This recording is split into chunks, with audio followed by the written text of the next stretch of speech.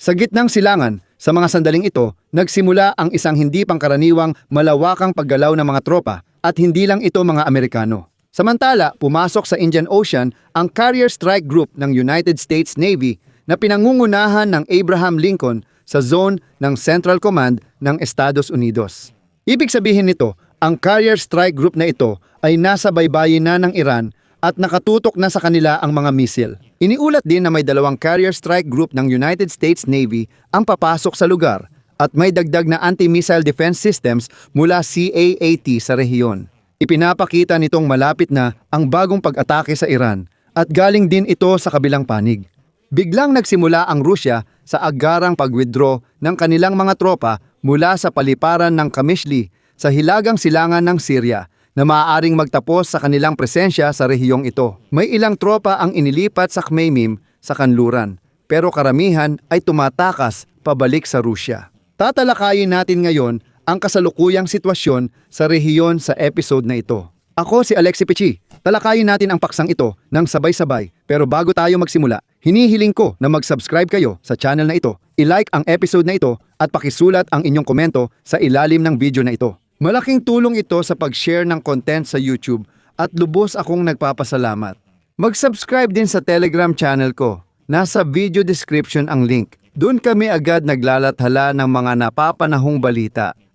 Ayon sa Reuters at 5 independenteng source sa Damasco, kinumpirma na matapos ang tagumpay ng operasyon ng gobyerno ng Syria, agad nagsimulang mag-withdraw ng mga tropa ang Russia mula sa isang mahalagang base sa hilagang silangang Syria mula sa Kamishli Airport. Para sa mga hindi nakakaalam, ipapaliwanag ko.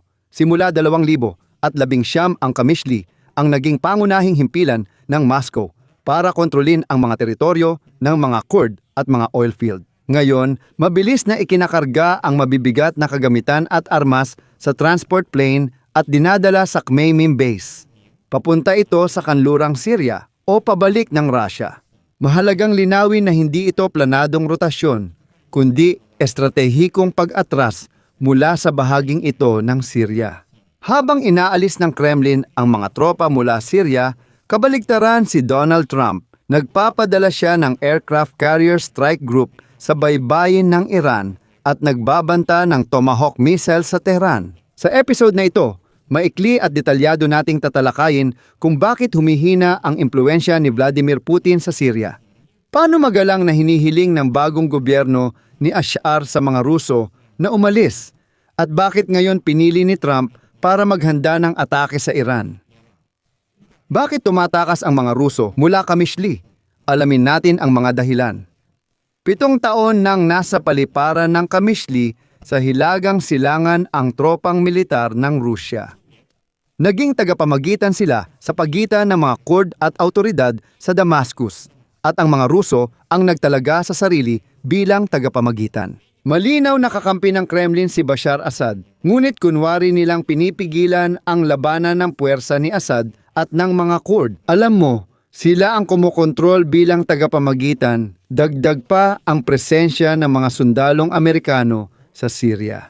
Halimbawa, ang Syrian Democratic Forces o Syrian Democratic Forces ay pangunahing kaalyado ng Amerika sa labanan kontra Islamic State of Iraq and Syria.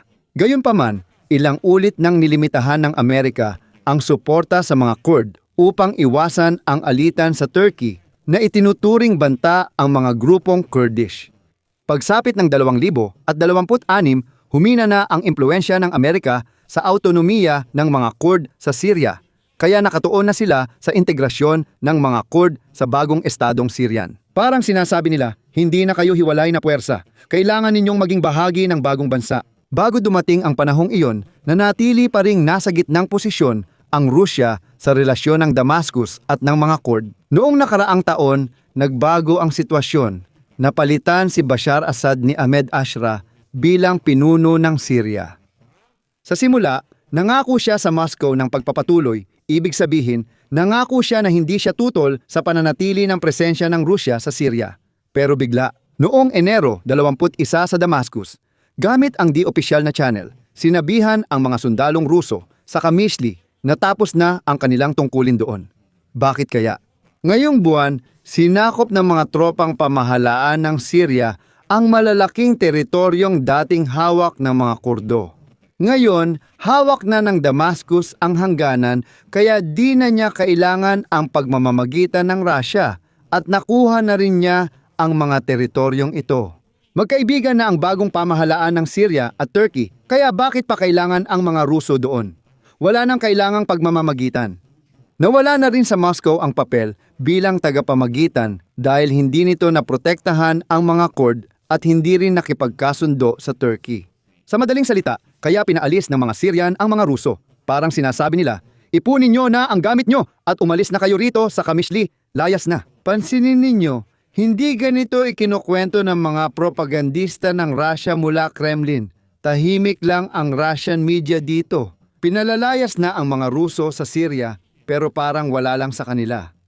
Tiyak na ang kagamitan at mabibigat na armas ng mga Ruso nitong huling 2 araw ay inililipat sa Khmeimim sa kanlurang Syria, habang karamihan sa tropa nila ay opisyal nang bumabalik sa Russia. Sa Kamishli Airport, may eroplano pa ring may simbolong Russian Federation pero tuloy na ang proseso.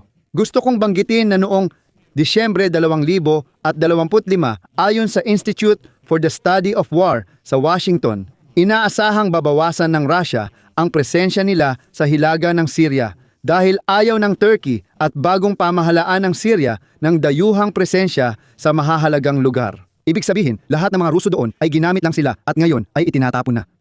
Si Putin ay parang hindi na talaga kayang panatilihin ang front na ito ng walang hanggan, lalo na't ang ekonomiya sa loob ng Russia ay nabibigatan na sa mga parusa. Ngayon, pagsamahin natin ito sa nangyayari mismo sa kabila ng hangganan. Habang ang Russia ay nag-iimpake ng mga maleta sa Kamishli, si Donald Trump ay lumipat na sa hayagang pagbabanta laban sa Tehran. Noong kalagitnaan ng Enero, inutusan ni Donald Trump na maghanda para sa matinding pag-atake gamit ang Tomahawk missile sa mga pasilidad militar ng Iran. Magbibigay ako ng lumang pahayag ni Trump. Sinabi ko, kung papatayin nila ang mga nagpoprotesta at bibitayin ang mga inosenteng tao, bibigyan natin sila ng napakatinding dagok. Hindi tayo manonood lang at maghihintay. Ngayon, kinikritiko si Trump dahil iniwan niya ang mga nagpoprotesta at maraming Iranian ang namatay sa mga protestang ito. Nangako si Trump ng tulong pero hindi siya dumating sa oras. Sa mga huling araw, totoo namang pansamantalan niyang pinabagal ang pag-atake. Ayon sa kanya, tumigil ang mga pagbitay sa Iran ngunit naroon pa rin ang grupo ng United States aircraft carrier sa Persian Gulf.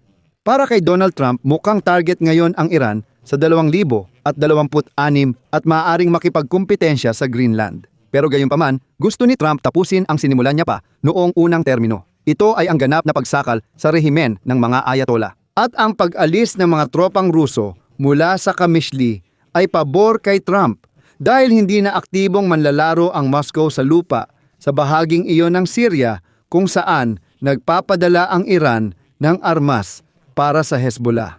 At ito pa ang isa pang kawili-wiling kwento.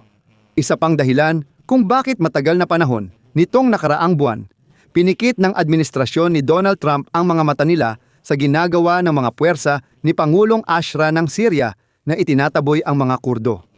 Kahit palaging sinusuportahan ng United States ang mga Kurdo, nitong huling buwan, parang nagbubulag-bulagan na lang sila.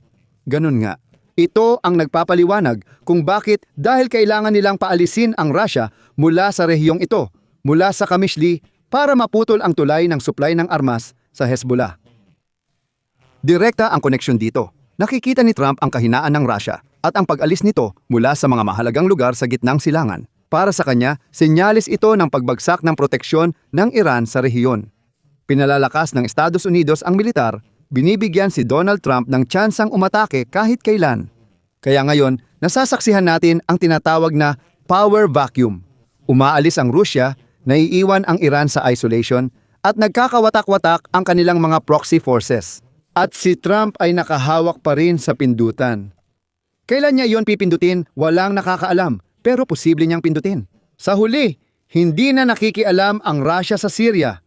Wala nang kapangyarihan at bumabalik na lang sa dalawang base nito, Khmeimim at Tartus. Umaasang mapanatili ang mga iyon. Ipinakita ni Ashara na handa siyang magbigay ng ultimatum at posibleng mapilitang umalis ang mga Ruso.